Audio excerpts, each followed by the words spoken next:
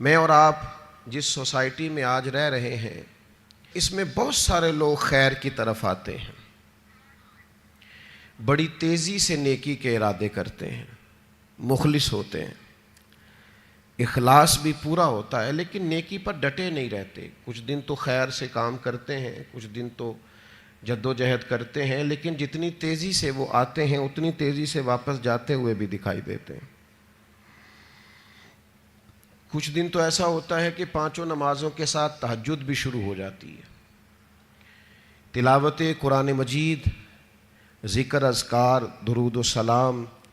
اور اگر طریقت سے وابستہ ہیں تو شیخ کے بتائے ہوئے اسباق، مراقبہ، ذکر، فکر، ساری چیزیں ہو رہی ہوتی ہیں۔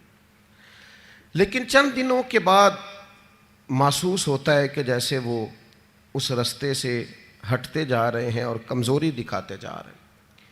امام حسین رضی اللہ تعالیٰ عنہ کی زندگی سے ہم نے جو چیزیں سیکھنی ہیں ان میں سے ایک سبق یہ لینا ہے کہ انسان ڈٹ کے دین پر کیسے کھڑا ہو سکتا ہے۔ آپ یقین کیجئے بہت سارے لوگ ایسے ہیں جو مخلص ہیں، چاہتے ہیں میں دین پر عمل کروں، لیکن صرف اپنی برادری کا مقابلہ ہی نہیں کر پاتے، اپنے دوستوں کے بیچ ہی سٹینڈ نہیں لے پاتے،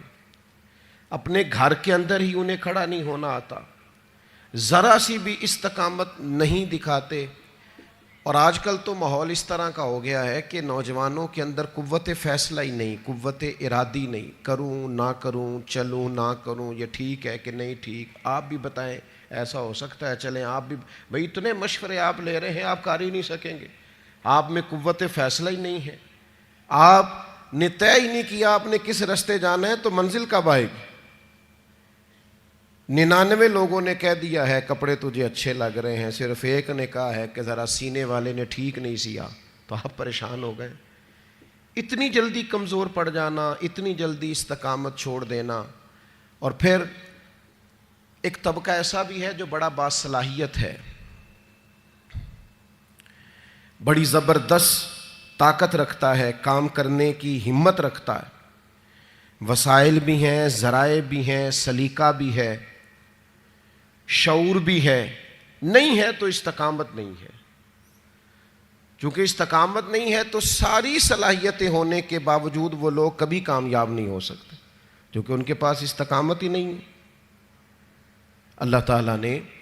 قرآن مجید کے اندر اس بات کو بیان فرمایا ان الذین قالوا ربنا اللہ ثم استقاموا۔ یہ قرآن مجید کا ذرا انداز کریمانہ دیکھیے، فرمایا بے شک وہ لوگ جنہوں نے کہا اللہ ہمارا رب ہے، ثم استقاموا، پھر وہ ڈٹ گئے، جم گئے اس بات پر اللہ ہمارا رب ہے، پھر اس پہلو پر پورے طور پر وہ کھڑے ہو گئے، تو یا اللہ انہیں کیا ملے گا؟ فرمایا تتنزل علیہم الملائکہ،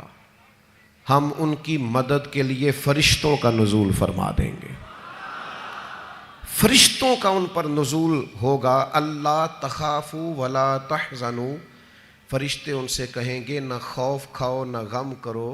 وابشروا بالجنۃ التی کنتم توعدون، اور اس جنت پر خوش ہو جاؤ جس کا وعدہ تم سے تمہارے رب نے فرمایا ہے۔ ان الذین قالوا ربنا اللہ ثم استقاموا، جنہوں نے یہ کہا اللہ ہمارا رب ہے اور پھر اس بات پر وہ ڈٹ گئے، جم گئے، ٹھہر گئے، استقامت دکھائی، کھڑے ہو گئے۔ یہ نہیں فرمایا کہ فرشتے آئے تو وہ ڈٹ گئے، قرآن مجید کی ترتیب یاد رکھیے، فرمایا پہلے وہ ڈٹے،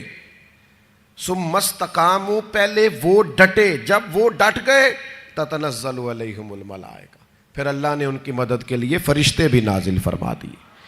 پہلے تمہیں ڈٹنا ہے، فرشتے بعد میں آئیں گے، تمہیں ایک دفعہ ڈٹ کے دکھانا ہے کہ ہم ڈٹ گئے، ہم کھڑے ہو گئے، پھر فرشتے آئیں۔ ویسے تو علماء تفسیر اکثر نے یہی لکھا ہے کہ یہ جو فرشتے آتے ہیں نا مومنوں کے پاس،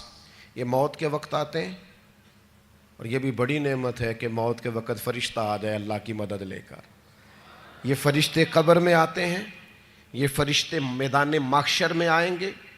یہ مومن کے پاس آتے ہیں، خوشخبری سنانے آتے ہیں فرشتے۔ لیکن صاحب تفسیر روح المعانی فرماتے ہیں نہیں بھائی، صرف قبر حشر اور قیامت میں نہیں آتے، یہ زندگی میں بھی آتے ہیں. یہ مومنوں کے سینوں کو کشادہ کرنے آتے ہیں، انشراح صدر دینے آتے ہیں، انہیں تسلی دینے آتے. تم خیر کے کام پہ نکلے ہوئے ہو، اللہ تمہاری مدد کرے گا، ان کے سینوں کو ٹھنڈا کرنے آتے ہیں.